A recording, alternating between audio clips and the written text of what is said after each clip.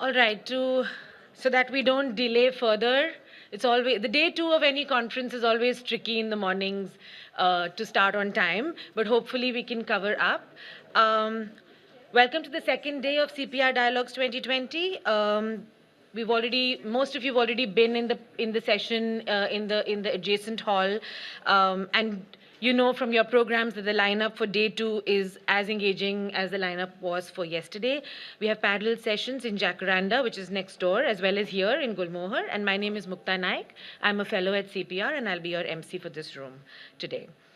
I have a couple of housekeeping announcements. This is just sort of part of the deal at conferences.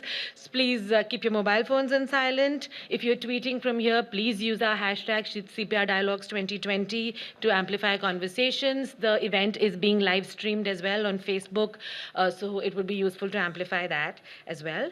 I'd also like to point out that we have a display of CPR books and publications, which you can also, I think some books are on sale as well, so you can look that up, as well as an exhibition titled Field Notes Research to Practice, which is right outside in the hall opposite the adjacent room. The other thing that I'd like to point out is a little bit about the conference kit, just because I didn't get the chance to say this yesterday. But if you look in your kit, you'd see that there are a number of interesting items there. We have bags and notebooks from Choti Si Asha, which is an NGO in Chandigarh, which works to build sustainable livelihoods for underprivileged children. We have brown paper pens from Go Grameen, which is an Ahmedabad-based organization, and we have folders from Papetree, which are made of cotton paper.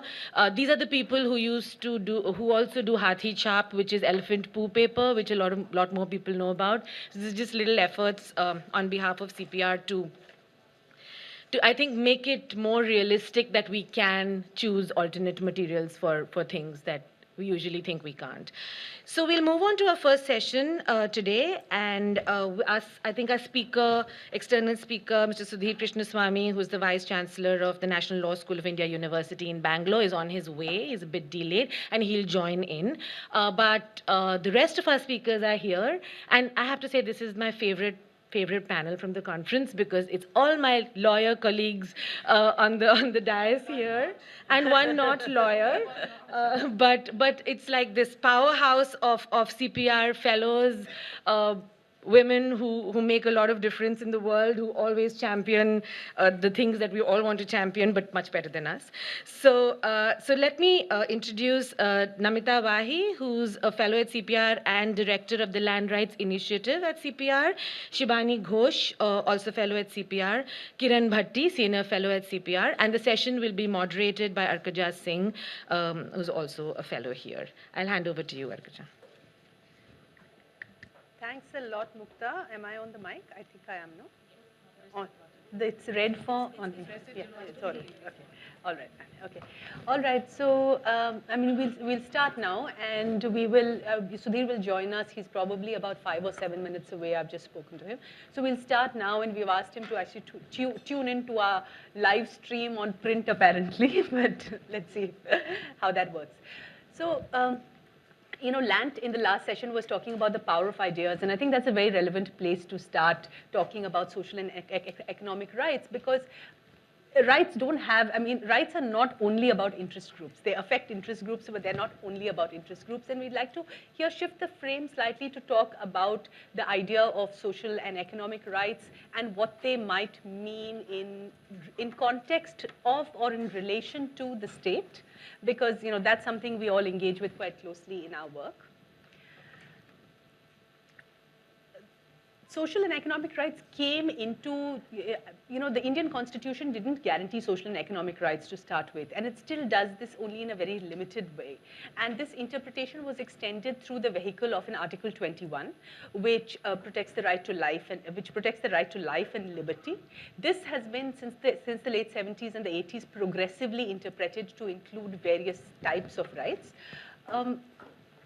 So various sorts of social rights, including the right to food, the right to shelter, the right to water, the right, various sorts of rights have then become interpreted as part of the right to life. And this is the, someone has called this the backdoor entry of social rights into the Indian Constitution. But, it's been seen in different ways, and it's been seen as an idea whose time came about, and therefore the interpretation of the Constitution was extended to increase it, to include it.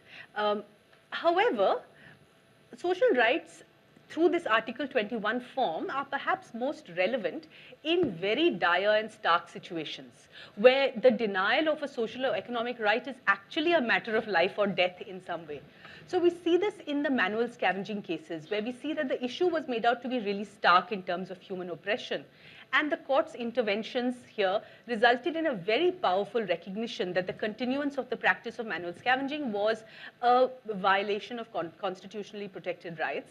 Before this, the government of India had sort of come around to the idea that manual scavenging was a problem, but it was not being framed as a rights issue. The court's intervention also went further as, to create a new legal framework which helped regulate and control and prohibit various associated practices of manual scavenging. It set up a principle for compensation. All this came well before there was actually statutory law to cover these things. And finally, the interventions of the court prodded the government into creating a more inclusive legal framework, which included many of these practices. And so it's the use of the Article 21 form and the use of the PIL cases did something very powerful on the issue of manual scavenging. In contrast, though, we see the right to water and the right to shelter cases, where the rights that have been recognized are very, very limited rights. And they're often limited to the state agency being told to implement some pre-existing procedure or make some, slightly better procedure. The ones where they work most effectively are actually, the cases where there is already a reasonably generous policy in place, and the court simply says that this policy is applicable to this case, and please apply this policy. So I looked also at the Pani Haq Samiti case, which was hailed as a big right to water case, and people have talked about how the court recognized that the right to water applies to people who are in illegal settlements.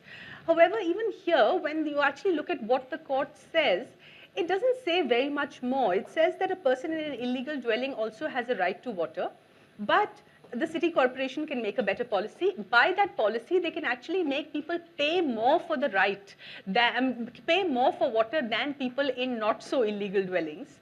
And the corporation need not even provide piped water. It can, set up water ATMs or something. So ultimately, it does very little for the people who are claiming that right. On the other hand, however, the Article 21 interventions are not so useful. So, so we have these, there are a whole lot of these, water and shelter cases which sort of go in the same way. And in all of these cases, really the courts are not able to get beyond the issue of illegality of dwelling. So, all of the cases, ultimately the reading of Article 21 is only very, very limited because of the fact that they're not able to get over that legal obstacle. On the other hand, Article 21 interventions are also not so useful against continuing low-grade violations. So in spite of all the important stuff that happened in the manual scavenging cases, it's really impossible in real life to deploy the manual scavenging law unless you have a dead manual scavenger. So, the law actually applies to prohibit the practice of manual scavenging, not just cases that result in death. But in fact, this doesn't happen, and the reason why this doesn't happen is, in my understanding, really that there isn't an institutional framework, that takes care of the daily business of sanitation. And so the right that was recognized by the court, in spite of all the power and salience of that right, doesn't have an operational form. And that means that nobody can really be held accountable for continuing violations in an operational sense. failures in the realization of rights also then, points us to the importance of working on the everyday life of rights. In the examples I've spoken of in manual scavenging, right to water, shelter, that everyday life relates to municipalities and water boards. And can they be held accountable? Can, the people who engage with them in an operational sense, engage with their rules of practice, their sort of norms of administrative behavior to see how much are they doing to further the interests of equity and justice. So I'm not just talking about defining a core minimum right, but in the kind of everyday operational business of organizations. And perhaps it's in, perhaps the reason why we don't see a lot of right to water cases, for example, in spite of the scale and widespread nature of the problem, is that in real life, people are negotiating this stuff with the institutions at a local level. And it's in that kind of context that, the work of some of my colleagues in, the deep sectoral engagements in, is the real work of rights in an everyday sense. And, at this point, I'll hand over to my colleague Kiran, who will talk about her work in the right to education. Thanks, Arkaja. So first of all, of course, I'm the only non-lawyer in this group, but it is interesting because I'm going to talk about the right to education, which is in fact the only right that has been codified in the Constitution through a change, through an amendment that made basic education a fundamental right in 2002, following which there is actually an enunciated act, the Right to Education Act, which gives sort of legal thrust to the right to education. But I think the question that we are addressing in relation to social and economic rights, and particularly to the right to education, and the question that continues to be there despite the fact that it is now a full-fledged right in that sense, relates to whether this has actually added in any way value to the education sector or to the realization of the right to education. I think there is still, this question still keeps coming up in different contexts. And it relates because, as Arkaja said, that the Constitution already had the Article 21, and there are many questions about whether there is really a need for the judiciary to be directly implicated, which does happen if you have a legislation like the RTE. Is it essentially an executive function, or is it really is it a matter of sort of negotiation, political negotiation at the local level between citizens and states, or citizens and their political agents?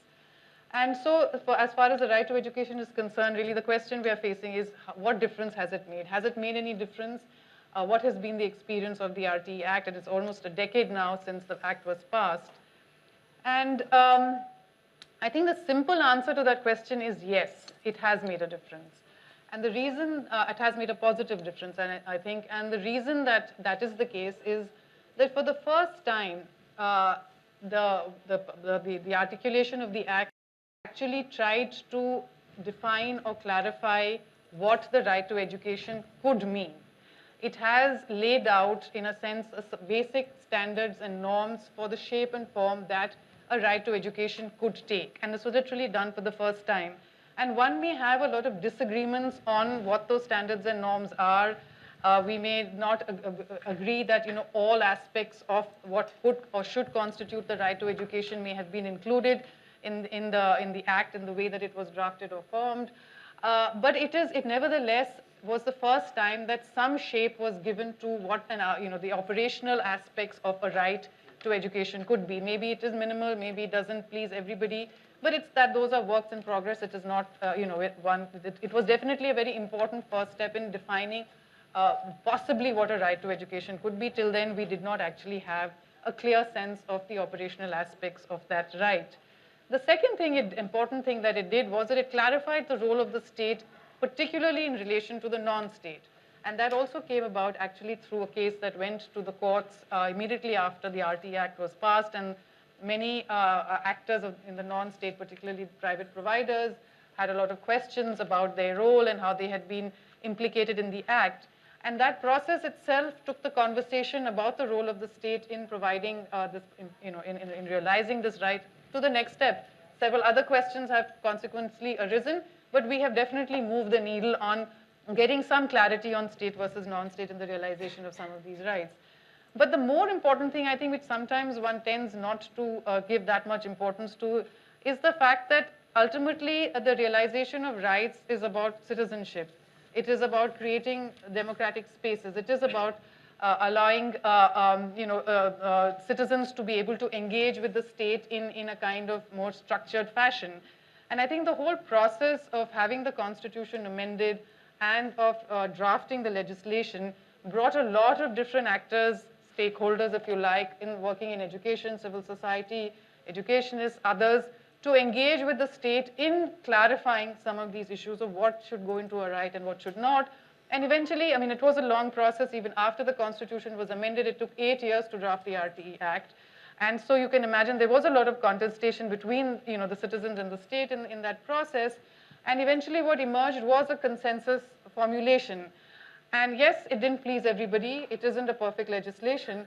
But the process of going through that contestation, in a sense, of the engagement with the state and different actors in the state and in civil society itself is an important process as far as rights are concerned. So I think that it certainly was, so it was, all of those are goods that one must recognize. One often doesn't when one is caught in the nitty-gritty of implementation in terms of realization of individual rights. And yes, as far as individual rights on the ground are concerned, the story is much more complex and the answer isn't a simple yes. But I think there one gets into more murky waters in a sense of state capacity. It is capacity both of the bureaucracy to be able to implement. It is also judicial capacity, I think, that falls short somewhere in terms of both jurisprudence and in terms of the involvement of the legal fraternity. And those are questions that we still need to address. But it doesn't take away from the importance of having actually a legislation that operationalizes or tries to give some clarity to what a right to education may be. And perhaps we can come back to what the state capacity in this regard means later on. So we are moving straight from there to Shibani, who is, can you, yeah. Sorry. I think it's probably 2 mics on or something. Okay.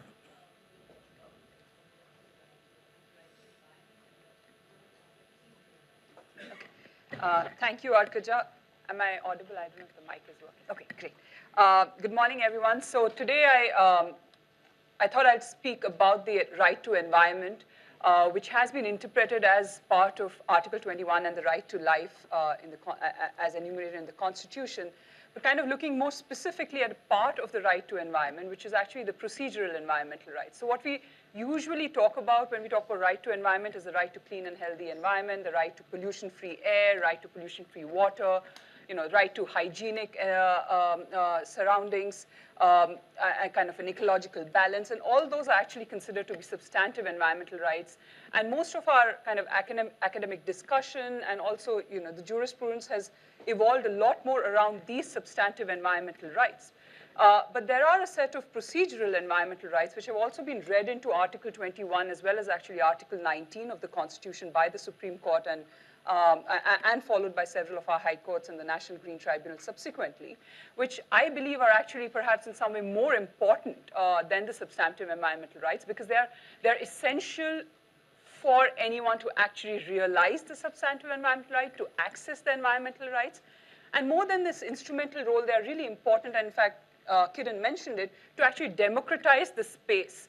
And the procedural environmental rights that I am referring to are specifically 3 environmental rights. One is the right to access environmental information or to be informed, the right to access justice or to have your grievances redressed, and finally, the right to be part of a decision-making process concerning the environment or the right to public consultation. Now, all these 3 rights in some way have been considered to be part of Article 21. But interestingly, these 3 rights have also, apart from this kind of constitutional gravitas that the Supreme Court has given them, do find expression in statutes, in various environmental statutes, as well as a more general statute such as the Right to Information Act, the RT Act of 2005. But what I would like to talk about here is that even though these have been given the rights language in that sense, and courts most recently, in fact, for those of us following the air quality debate and what the Supreme Court has been saying on the issues of air quality in the National Capital Region. The courts, in the case of the stubble burning cases as well as the firecracker cases, the court has very clearly come out saying that this air pollution is actually a violation of our right under Article 21, and this should not be permitted. Go ahead and fine the farmers, go ahead and stop firecrackers, come out with something which is called green firecrackers. We don't really know what those are. Set up smog towers, because apparently there's some science which tells us that they function. Again, that's kind of dubious. But clearly that's coming out of this Article 21 articulation, which the Supreme Court really holds to be sacrosanct. But all that's up there. And what I want to talk about is these three procedural rights, which are actually really real and which is what people really want, is what is in real danger right now. And I'll just give specific examples to show how all these three rights are in real danger and need to be protected. Even though they have found statutory recognition, what they don't have right now is institutional protection. We don't have the institutional capacity, the government backing to actually ensure that all these three rights have been protected. And I'll start with the one which is often, everyone talks about PILs and the right access to justice being a fundamental right. So I'll jump right there. And the way in which the access to justice in the environmental sphere has been in some way been given statutory protection is to set up this special tribunal called the National Green Tribunal. This was set up in 2010. It's a specialized tribunal to give kind of speedy justice in environmental issues, ensure that expert members along with judicial members address what are considered to be fairly complicated issues on environmental conservation, which conventional judiciary perhaps doesn't have either the resource, time, or expertise to resolve. But where is our National Green Tribunal now? It's expected to have 20 judicial members, 20 expert members. For the longest time, it functioned with 4 judicial members and 2 expert members. For several months in the last year, it did not have a chairperson. It still functions suboptimally. It's supposed to have 1 principal bench in Delhi, 4 regional benches in 4 cities of this country. Right now, fully functional, it's only the bench in Delhi, and as of today, Chennai started working 2 weeks ago. The reason is very simple. It's the appointment of the judicial and the expert members. Who has the power to do it? The government has the power to do it.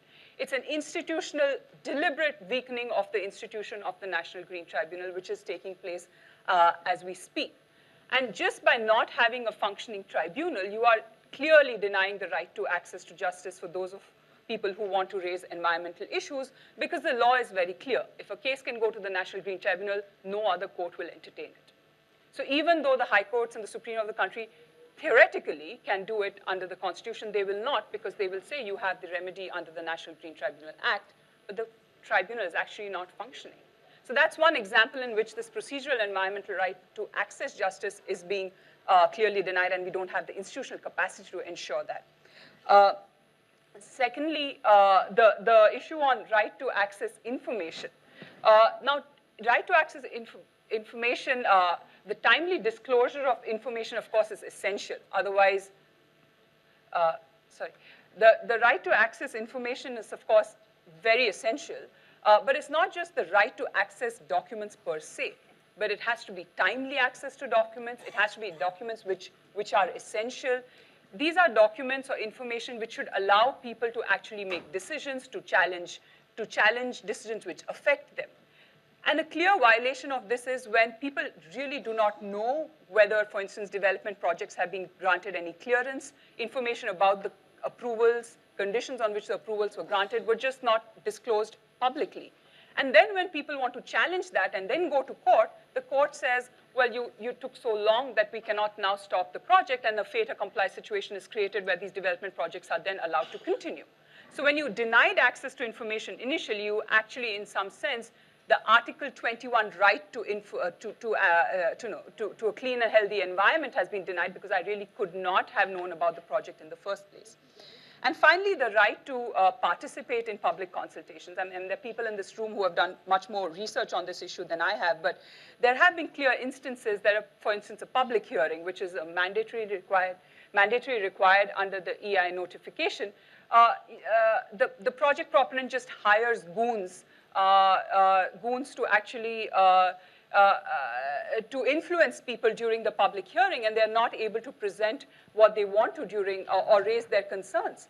So just by creating this atmosphere where the public hearing statutorily has been arranged for by the regulatory authority, but people can't speak up, they can't express their opinion. So therefore, public consultation, the right to public consultation has clearly been denied. And therefore, again, it's the weakened regulatory authorities who cannot ensure that a proper public consultation takes place, again, kind of comes in to show that the Article 21 right is not going to be... Kiran, you can't. Sorry, that Shivani? clearly... Yeah. Okay, so I'll leave it at that. I'm sure we can come back to that in the discussion. No, Shivani, sorry. You want to speak on now, or do you want to come No, back I can to come it? back to Yeah, it. That's yeah, no problem. sure, Yeah. sure. So, I mean, it's something that both Kiran and Shivani are talking about is that, when you have a procedural framework, when you have rights that are in a sense operational, the inadequacies of that procedural framework, then, there is lots of more work to be done in the inadequacies of that procedural framework. And I think Kiran has some more to say about that. But, we'll go first to Namita, who wants to talk about some of her work in the right, relating to the right to health. Thank you, Arpita.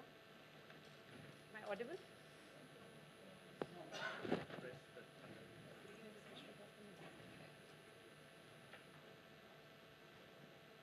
Thank you, Arpita.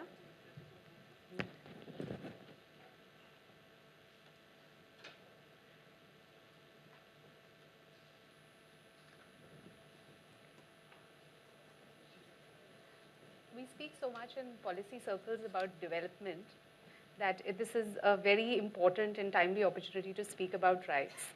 And so, just like for Mukta, this is one of my favorite panels because rights and the Constitution, which is the original social contract that guarantees these rights, are really the reason to bring us all together. And this social contract is between the people of India and the state. And so everything that the state does has to be pursuant to the guarantees that are contained in this social contract. And you'll note that I say people because if you look at the wording of the Constitution, it is between the people of India and the state, not between citizens and state, but between the people of India. And fundamental rights that are guaranteed under the Constitution, some of them are available only to citizens, but many of them, the most important of them, including the rights to life and equality and personal liberty, are guaranteed to all the people of India. And when we speak about rights, obviously the right to life under Article 21 is clearly the most important. वो कहते हैं ना कि जान है तो जहान है. If you have life, you have the whole world.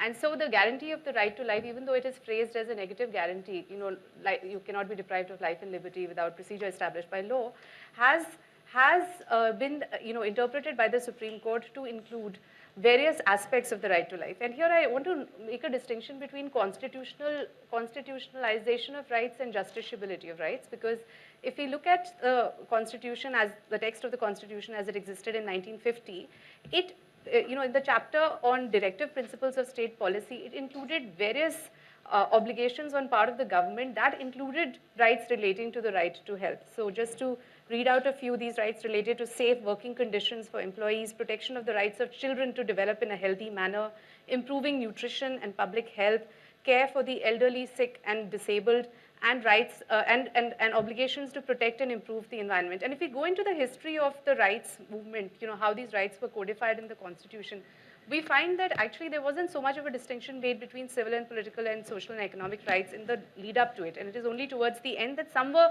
made justiciable. By justiciable, I mean judicially enforceable, and some were not. So when we look at the jurisprudence of the right to health, as Arkaja mentioned, it evolved primarily post the 1980s through sort of what people call an activist interpretation of the Supreme Court's decisions. And so we've done a study where we looked at all litigation on the right to health, over 250 Supreme Court and High Court cases that have been decided over the last 70 years, and supplemented the analysis of the cases with interviews with key informants like the petitioners who brought the cases to court, the judges who decided some of these cases, the lawyers who argued some of these cases, and also got a sense from health policy practitioners as to what was the situation of health in India. And the story and the situation is very, very dismal. Just to put a few facts out there, life expectancy in India is 68 years. according to the World Bank database. 37.2% of India's population is below the poverty line of $1.25 a day. India ranks 131 out of 182 countries on the UNDP Human Development Index. 43% of children in India are underweight, more than the number for all of Africa. India's country rank for under 5 mortality remains at 49 out of 196 countries.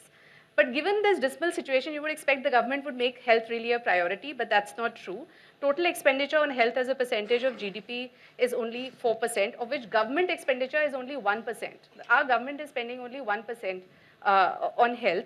And when we look at total expenditure on health in other countries, of course, the developed countries like the US and Switzerland and so on are spending about 16%. But even similarly situated developing countries like Brazil and South Africa spend approximately 8% of the GDP on health. And that's, India is far behind. So in a situation, and so health expenditure is low, health indicators are dismal, and the health policy infrastructure is extremely weak with a lot of, there was initially a commitment towards universal healthcare that was then rolled back, and there's been focus on specific programs. So this is a situation where citizens find themselves, and as we are seeing in the current situation, and what is the remedy for the citizens when the structures that are supposed to give them services that are necessary for their enforcement of their right to health and their right to life, if those are not working, what will they do? They will go to the courts. And that's precisely what we see in the health rights cases. And if you look at the cases that were decided by the Supreme Court and High Courts, Arkaja rightly pointed out that there isn't a core content of any obligation, whether it is a right to water and sanitation, or as Kiran mentioned in terms of initially there wasn't a core content of the right to education that was articulated. But in the case of the right to health, these are all cases that involved egregious suffering or difficulties in accessing public health services. There were 7 major categories of cases involving medical negligence, environmental public health cases, regulation of drugs and vaccines, cases specific to treatment of HIV/AIDS patients, cases about provision of public health services, cases about reproductive rights, particularly rights to the female body with respect to sterilization procedures, rights to mental health, and the rights of workers for health safety at the workplace, as well as many cases are about medical practice regulation. Now, if we look at what comes out of these cases, even though many of these cases may have been brought as individual cases, the court went on to give, the court employs a series of techniques like continuing mandamus and, retained supervisory jurisdiction for a longer period of time. It gave a series of orders, and essentially a large number of these cases, even though they came as cases for individual relief, became public interest cases. And of course, there were many public interest cases. And 84% of the times, litigants were likely to win in these cases, which just shows the extent of government apathy towards the rights of the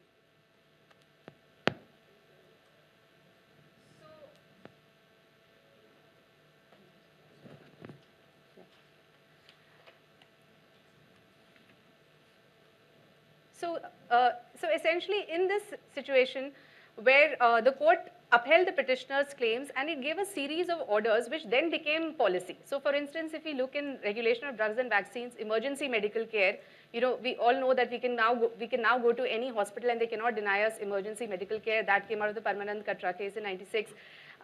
Cases with respect to, there was no policy on regulation of drugs and vaccines, and the Mashelkar committee that was later on set up, it relied upon the Supreme Court. To the extent that even though we have a right to education, there was a draft right to health bill that has been pending with the ministry for a long time. And if you look at the draft that was pending before the ministry, it references the Supreme Court's decisions on right to health and say that these decisions have brought forward the fact that we need to have a law on the right to health. Of course, it has not seen the light of day. So to conclude, what the litigation on health rights cases really shows is that essentially we don't really have a lot of discursive spaces to hold the government accountable for its failures on these various fundamental rights. I mean, I'm speaking about the right to health, but this is true of other rights as well. In a situation where, in a parliamentary system, in general, particularly in times of majoritarian government, but even in times of coalition governments, the parliament is weak because the executive, in many ways, has comes out of the sort of the ruling formations that are there in parliament. On top of that, we have many ways by which parliamentary procedures which actually limit the ability of minority voices to actually, come before parliament and come together to form a law. So for instance, I've done a lot of work with tribal communities, and even though you have 50 tribal MPs in parliament, you are not able to necessarily get, interests of tribal communities represented in legislation because of the way that parties have to take up issues before parliament. So we have a system where parliament is weak, and parliament is really supposed to be the deliberative and discursive space where these rights can be articulated in legislation, can be, put out and used to hold the executive accountable, but we have a system where that doesn't happen. So in many of these health rights cases, what we see is that the court is providing that discursive space. It is making the government negotiate with petitioners as to why they are not getting their health services in the way that they should. Namita? So just last sentence, basically what has health rights litigation succeeded at? It has helped to highlight areas of dire need and improved access to health for very marginalized sections like HIV/AIDS patients and other prisoners, health conditions of prisoners in jail. That's how the first health rights case came about.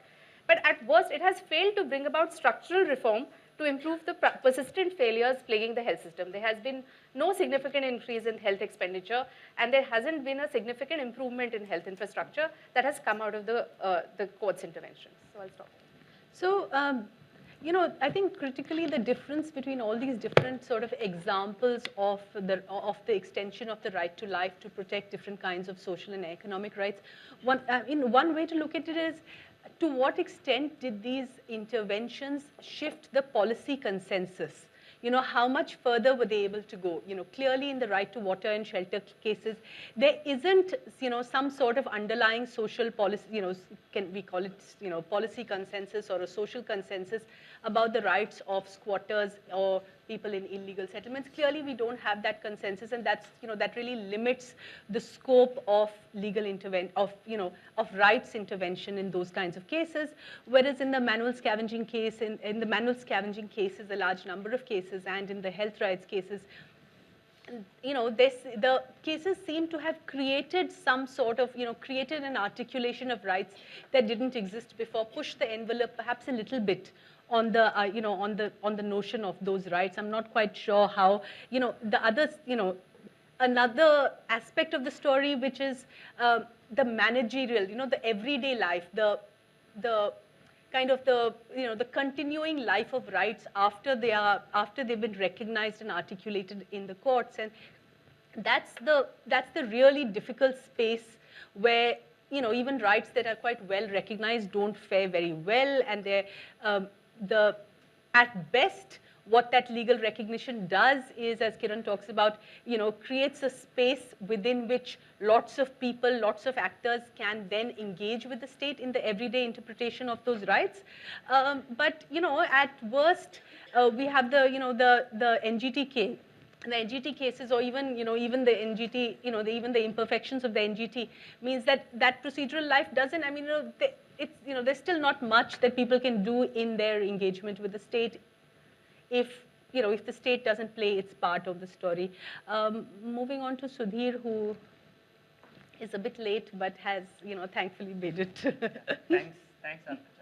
So I'm not going to focus on a single sector, and I'll try and respond to all of the sectors that have been discussed so far, and try and build an analytical framework that we've developed in a book that I call The Qualified Hope, which looks at just the Supreme Court, but across sector, published by the Cambridge University Press in 2019. I think it's agreeable to most that we don't need rights at all for the realization of social welfare goals. Rights are not a necessary ingredient. Having said that, rights have become, in varied contexts, the go-to legal device to push for the advancement of various goals of social welfare. This is not true of all jurisdictions, but may be true of India, at least in the last decade, maybe a decade and a half. So why do we think that juridification should matter? if what we are interested in is, as Arkaja points out in her piece in the print, the safety of sanitation workers, why should juridification, by which I mean 3 discrete processes, legislation, executive action, all forms of delegated legislation, or court action, why is this necessary to ensure the safety of sanitation workers? When we look across jurisdictions, we find very quickly that no matter which issue we take up, whether that be health or education, the evidence that juridification in any of these forms results in better realization, better social outcomes, is mixed at best. Right? So we must state those priors clearly so that we are critically aware that what we are discussing here is not an essential ingredient for social realization, but maybe a strategically important one in particular contexts. So uncovering the social context and other political economy conditions that make juridification important is the critical part of this conversation. So let me run through a few examples of where juridification might matter, and then try to tie it up with a broader analytical summary, not a conclusive one, but at least one that we can that can advance the conversation. So let's take a topic like education. It's something that I worked on a fair bit, and what we find is that the most rapid periods of growth in universal education, if we take universal education to be the real focus of this conversation, occurred during state legislative frameworks. There was juridification in the field of education, but it was primarily state laws that framed the field and state executive action.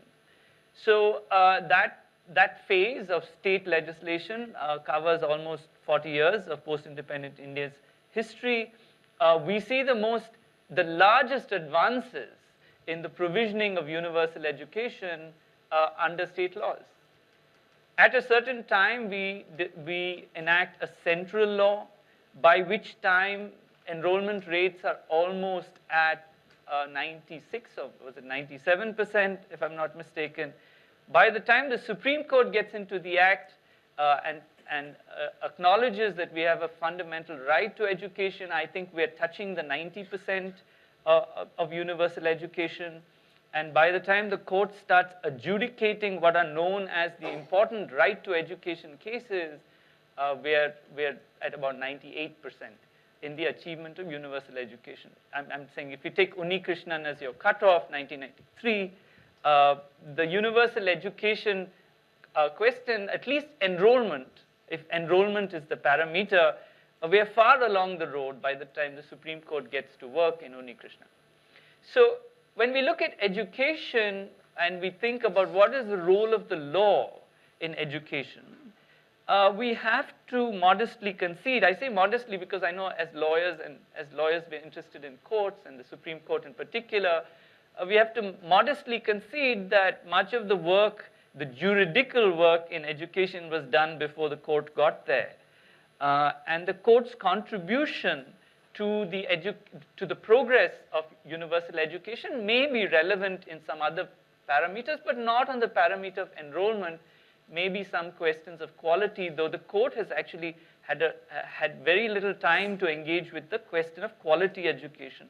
That's not been the main focus. So just taking education for a moment, what we can quickly summarize is that juridification may matter, but legislation matters more than adjudication, and executive action clearly matters. The most rapid advance in enrollment rates occurs with the adoption of the education policy in the mid-90s and massive expenditures in the field. So it's really executive policy making that drives that process. And juridification matters. It's not clear that rights language takes over at that point. Rights language kind of comes late to the problem.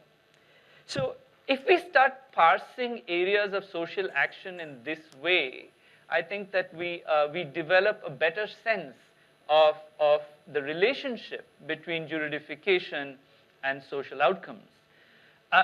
To this, some might say to me that I'm either raising the bar, meaning raising the bar of impact or social outcome. That's the wrong question. Maybe I should be asking other forms of outcomes to be more relevant to assess the work that social and economic rights do. And this I concede. There are many ways of slicing and dicing the question of outcomes and impact. One way, and the sort of the hard way, is to look at social outcomes. If the right to education matters, we must have better right to education outcomes. That's a hard test for any court to satisfy and any law to satisfy, because there are many steps between the adjudication outcome and the social outcome, and then controlling for the impact of the adjudication outcome and testing how and showing in a socially scientific, rigorous manner that the adjudication outcome drove the social outcome is quite a difficult task of modeling. And so I take it that maybe we can ask a simpler question. We just asked the question of win-loss ratios, and I thought that the way Namita shaped up the question was just ask the relevant question to us: do we win more, do we lose more? Say on the question of property rights, or on the question of shelter or health, are more often than not are petitioners winning when they challenge state action. This is a fair basis for assessment, but it's a fair basis for assessment of court performance. And maybe, in a juridical sense, what is the jurisprudence of the court? But it's not a fair way of assessing the relationship between juridification and social change more broadly. But win-loss ratios are useful nevertheless, and we should take them into account. And I'll just say one more thing and I'll stop. But a third way of probably framing questions of impact is to not look at material outcomes at all. Maybe we're not interested in win-loss ratios necessarily. As a wonderful article goes, you can succeed without winning. You may lose big cases, but still shift public discourse.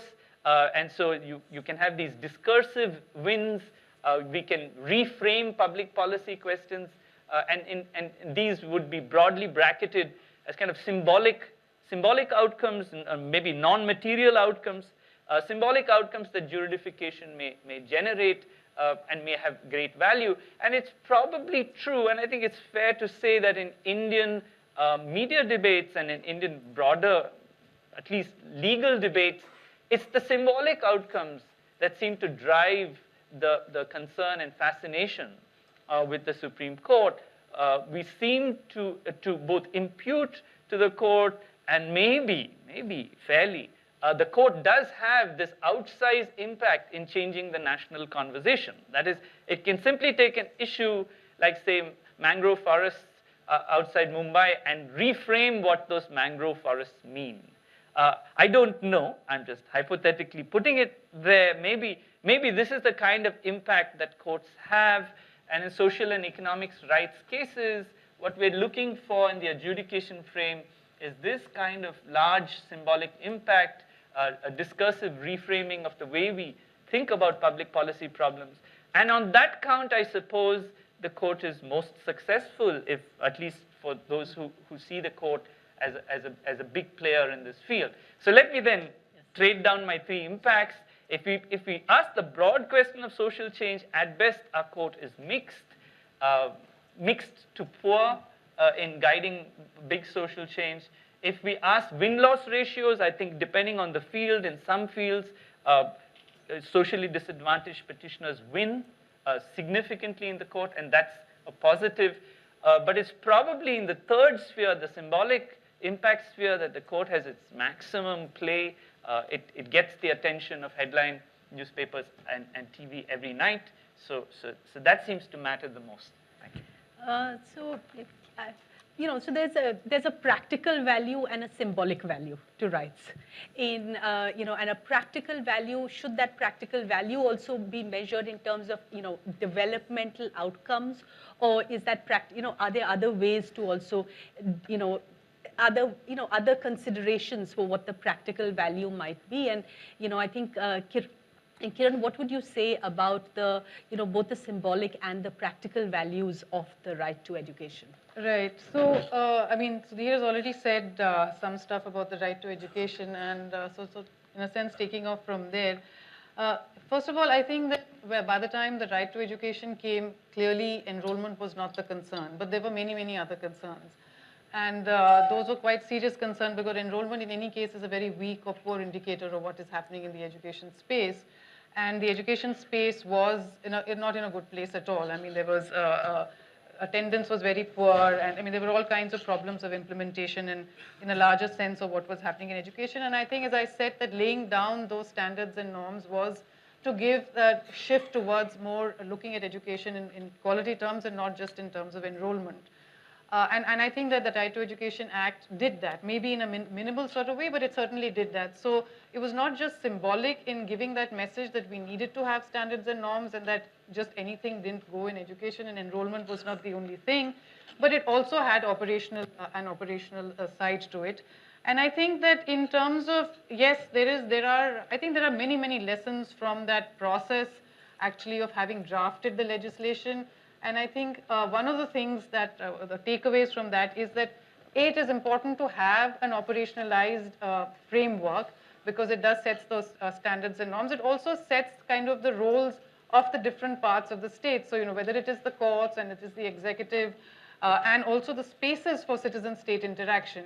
And I think the way the Right to Education Act is framed, actually there are many lessons to be learned of how to go about that sort of process. And I think, unfortunately, lawyers were engaged probably in the drafting of the act, because of which there are some loopholes which makes the role of the courts somewhat constrained. It also actually takes away, I mean, I think this is almost unique because we had the National Food Security Act later on and other acts, but it actually does not put any liability on the state in the drafting of the act, and which constrains the courts in a certain way, but it also gives, in a sense, the executive the clean chit. And the famous good faith clause, for instance, actually has given them a complete get out of jail free card, if you like, because it doesn't allow. And to me, it's a big question. I'm not a lawyer, but I don't see the place of a good faith clause in a legislation that is guaranteeing a fundamental right.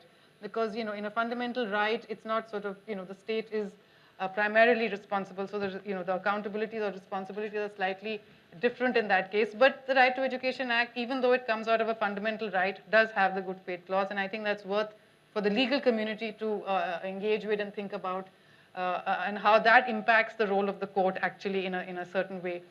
But in the operational parts, there were many things that were missing in the way the act is written, because it does not have, for instance, a grievance redress mechanism either. And that constrains the space available to citizens in terms of how they can take up the complaints and what can be done about that.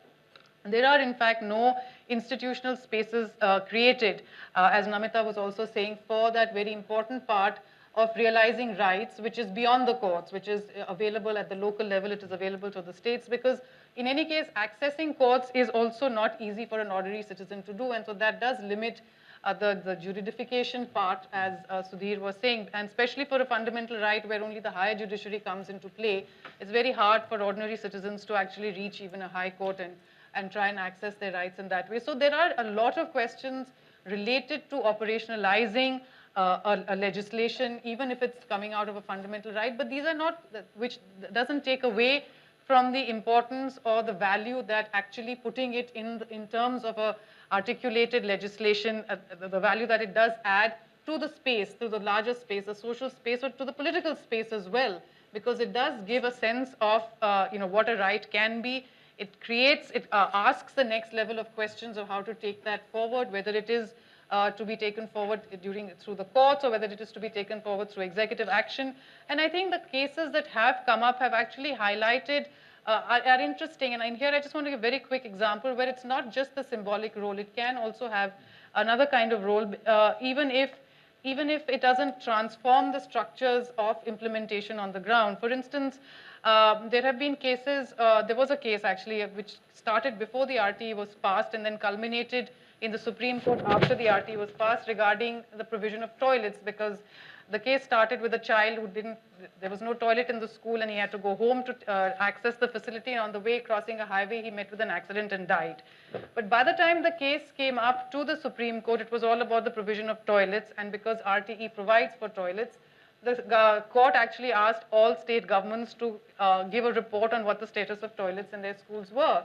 And at the time that the case closed in the Supreme Court, 20 state governments, and this is chief secretaries of the state governments, gave affidavits saying that they were fully compliant with toilets and RTE, which is clearly not the case. And even if you look at the official data, you can easily, but the court did not have the capacity to go and collect the hard evidence to prove that that was not the case, given these affidavits. So that matter was closed over there. However, it did provide the opportunity for a group of NGOs in Rajasthan to then take up the case by actually asking children to write small postcards to the Chief Justice in Rajasthan about the fact that they did not have toilets in schools.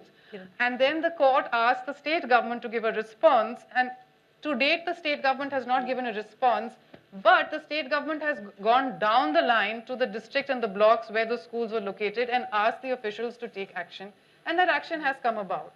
So here it was not just a symbolic thing. There might have been a symbolic action by the Supreme Court, but actually they did have a real life on the ground impact as well. So I think it's difficult to parse in that sense what the impact even of the courts is. I think it could be at different levels. It could be at the state level, but at the symbolic level, but it could also be on the ground. And so, I mean, again, on a win-lose thing, I think it is a win to have an articulated right, even if it is implicit in the Constitution and implicit in the idea of the Article 21. The fact that Article 21A, which is the right to education, came about as a constitutional amendment, and there is a right that has been articulated, I think has added to the conversations in the education sector and taken them beyond universalizing and Kiran, I'd like to ask Shivani a question about I lost my train of thought. So Shivani, one of the reasons why people go to court, and particularly in the environment cases, one of the reasons why people go to court and say right to environment and right to water and right to life is because there isn't anything else to do. There is no other language. So they could be civic violations of pollution control norms. Very simple civic violations, or just the lack of clarity of pollution control norms and no proper, pollution monitoring, no proper work being done by pollution monitoring agencies. And so often, I mean, Article 21 rights are actually, in a sense, weakest in relation to its articulation on environment because of the fact that it's basically addressing, it's basically like a roundabout way of doing something that you could have done directly. Yeah. You're absolutely right, Arkaja, and I actually wanted to, we talked about the social impact that the courts have.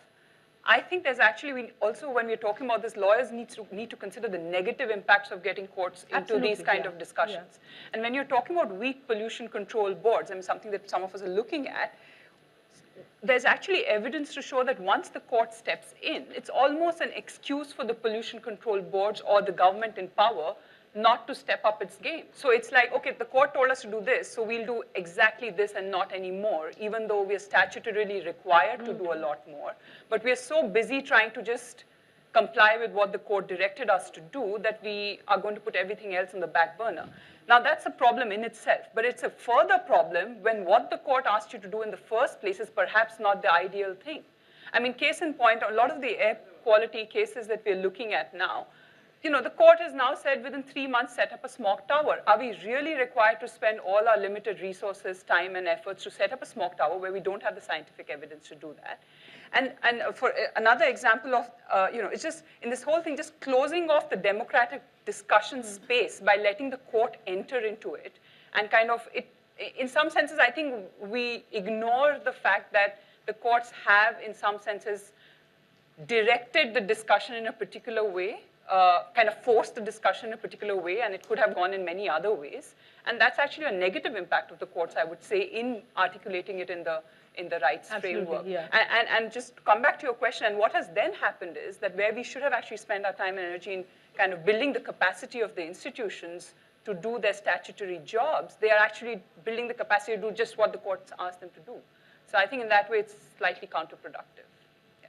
And finally, I mean, another aspect of it which comes up in the right to environment cases and also in the right to health cases is the fact that it is a matter of life and death often, or the issue has to be articulated in a way that's a matter of life and death because of the fact that there is no other way to articulate the issue and no other way to talk of rights. And is that the reason why you have a higher win-loss ratio perhaps in the right to health cases? Whereas, I mean, I don't even know in the environment cases what one would call win or loss because those cases don't actually end and they don't actually have a judgment for anyone. So, can I also say something about what Sudhir said? Yes, of course, yeah. So just to add to what Kiran said, I don't think that the impact of the court is symbolic in nature. I think there's a very tangible, practical impact which we measured in the health rights cases, but I'm sure it can be seen in other cases. And I think, as you mentioned, Arkaja, these are life and death matters, right? So, I mean, are you going to say to the riot victims who were given relief only pursuant to the orders that were passed by Justice Muralidhar that the court's intervention was not important in this particular instance, right? Because we have a complete failure on the part of the central government and the Delhi government, and it's only when the court steps in is some relief provided or some orders given that actually ensure some relief to the victim. So, given that is the context, I always, I completely agree with you, Shivani, that there are many negative impacts of the court's interventions. We see that even in the context of health rights. And for instance, where petitioners have a greater say and the lawyers actually listen to the petitioners and push things in court, and where judges are actually willing to listen. Sometimes judges have also passed orders which don't make any sense given the ground realities.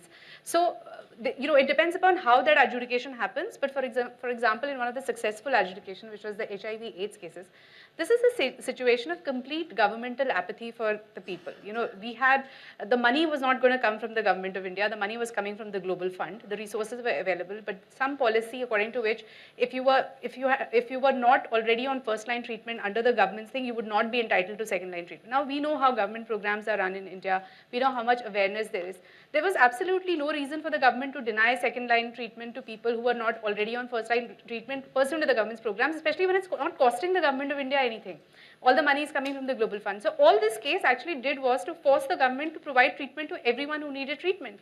And when we talk about vulnerable groups, like many of the cases, I want to highlight that these cases should be looked at as not trying to bring about structural reform, although in the health rights cases we see many areas, like I said, prisoners, healthcare, emergency medical care, blood banks, regulation of drugs, provision of HIV/AIDS treatments, female sterilization, all these areas, actually we did see policies being formulated following the court decision, but I don't think that is the metric on which we have to evaluate the court's interventions. Who are these people? Prisoners who have no rights, who are actually their right to liberty is also confined. Women who have very poor representation in parliament. We keep lamenting about the fact that the percentage of women in parliament even after 70 years is so low. Emergency medical care, poor people who go to a hospital in the context of an accident and are not given the basic treatment, as a result of which, the petitioner in this case died. I mean, these are instances. So what is the counterfactual? So have the courts have created some problems in enforcement. What was the government doing before the court came in? That is the question that we need to ask. And there I want to actually point to, Sudhir, what you call juridification. I mean, it's an interesting terminology, a little bit different from justiciability. And you say that, this is a critical part of our conversation, and at the same time, rights are not necessary ingredients. I would say that in well-functioning social welfare states, perhaps not. In post-colonial contexts like India, where the colonial state has so much powers and is never really looked at us as the people of India who actually can demand things of the state, but that Mai-Baap Sarkar relationship continues as we had with the British state. I think rights are absolutely essential, and I think that when you evaluate the success of the court's interventions, it has to be against what if the court had not stepped in? Would more people have died, or would more people have survived if the court had not intervened? Namita, we'll move now to some audience questions. Sure. And let's see if we have time to answer those questions satisfactorily. But do we have any questions? Yes, many questions. Okay, so we can start with Manish, then you, sir, then there's a lady at the back. Yeah. Manish, you.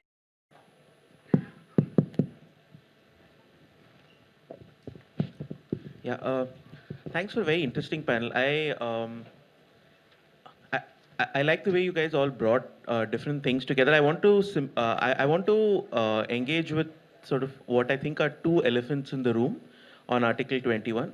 The first is, I mean, this is a panel on socio-economic rights, but the other part of Article 21, which is also its textual part, is the focus on civil and political rights. And the Supreme Court's adjudication on civil and political rights throughout its existence, I think, has been less than satisfactory. And there is one school of thought, which is Bakshi et al., who have argued that the Supreme Court's focus on socio-economic rights through Article 21 came about as a means to remedy its abdication on civil and political rights earlier. And I think it might be useful to make that link while we're analyzing socio-economic rights even now. So as a face-saving. As a face-saving thing. And I think restore the legitimacy of so I think with that context and what Sudhir said about the court sort of making this, the third part, right? The court making this statement, this big public sort of creating this big public image of itself and in the media. Yeah. The other part, the second elephant in the room, I think, is the PIL, and which all of us are familiar with. Anuj Bhuvania has shown how it has gutted procedure, and what and a lot of this Shibani as well pointed out. But if you take these two things together, I think we see that on Article 21, the court has neither managed to achieve satisfactory outcomes either for civil and political rights or socio-economic rights. And the core of what Article 21 stands for, which is procedure established by law, that idea of due process has sort of, in the end, been thrown under the bus. Thanks, Manish. So we'll take a few questions. Yeah. It seems to me that many of the limitations of using Article 21 that have been highlighted here could have been resolved if petitions to the court under Article 21 had been linked to the provisions of Article 2243 under Part 9 of the Constitution, because that provides a mechanism for the execution of whatever decisions may be taken under Article 21 for implementation. That would not depend on the states, it would depend upon the local governments. And since there is conformity legislation on the part of every state of India after the passage of Article 243 in Parliament, you could actually begin at the level of the High Court to check with the specific law of the state, which covers the recommendatory parts of the Constitution and not the mandatory parts of the Constitution. So if that were done, if instead of only relying on Article 21, you were also to evoke Article 243 and the conformity legislation of the state, you could actually begin at the High Court level and hold that state responsible for the implementation of the law that it has itself passed. And then if they fail there, in the Constitution, you go up to the Supreme Court and you say that they are in violation of Article 243. To the best of my knowledge, there is no case law under Article 243, despite its passage more than 25 years ago. Now I'll request the questioners to be brief because we have very little time and perhaps 30 seconds per respondent. So there's a lady over there. Hi, my question Quickly, is, just your question. my question is Shivani. Was it the statutory intent under the Air Act and the Water Act that the appellate authorities set up under that were accessible to people as well, and not just the companies? And how crucial are these authorities for access to justice? Yeah. Go on. There's some, Aditya, maybe the girl at the back, and then there's a person here. In environmental law, but my question is more about the fact that all the activity that we see in the realm of environmental justice or climate justice is always as a collective movement. How much space is there for an individual to come and raise a grievance in front of court? For example, in in context of migration in response to climate change. If I can no longer earn a livelihood as a fisherman, can I go to court and say that I need to be moved from here? And they then, or for example, rising sea levels that force me to move somewhere else? These are individual cases, but unless they become a big enough movement, they don't see any face time in front of court at all. Yeah.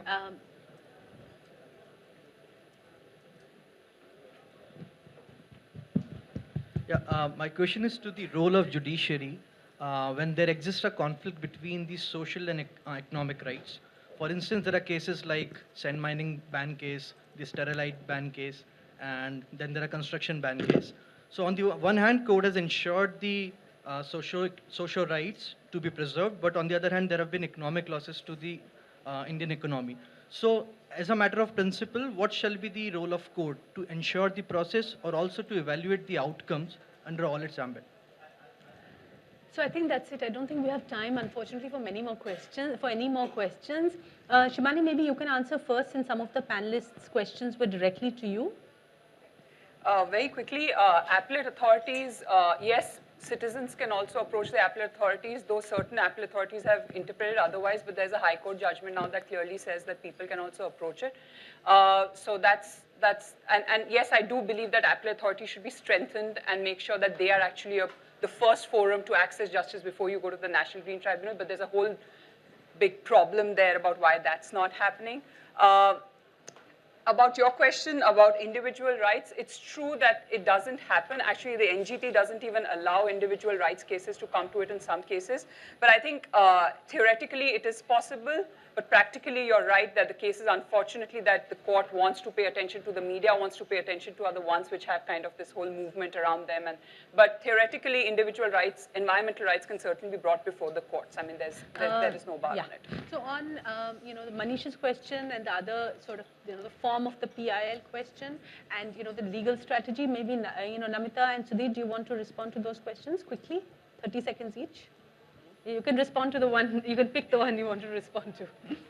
Okay, I'll also respond to the question about balancing. I think, that's the classic rights dilemma, right? Because rights are abstract and you have multiple rights and competing rights. But I would say that the most important right is the right to life. So if I were to do that balancing, if the pollution levels have reached a level that are so toxic that the right to life is threatened for many people, then I think that would predominate. But of course, that's not always, the balancing has to be done on a case-to-case basis. I think, Manish, you raised very important questions. I think the civil and political rights dimension is, crucial to the adjudication that we are talking about in this space. I mean, speaking about the health rights context, but I think maybe even in the environmental context, these are really authorities that are not doing their job.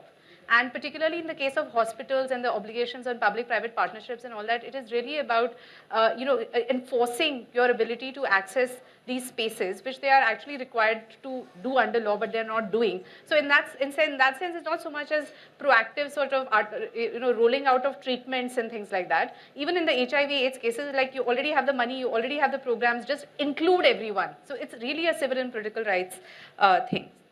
So I think I'll stop there. Yeah, 30 seconds, Sudhir. Two sharp points.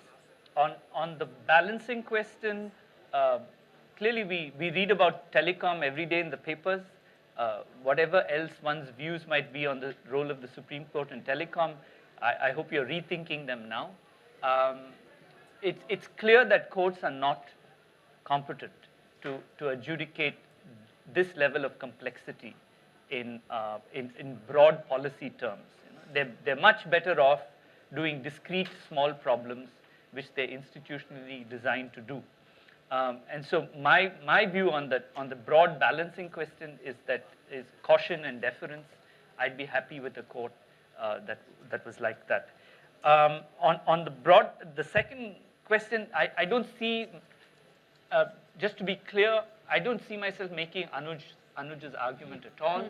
I have sharp criticisms of that argument, so I don't want to get into that for the moment.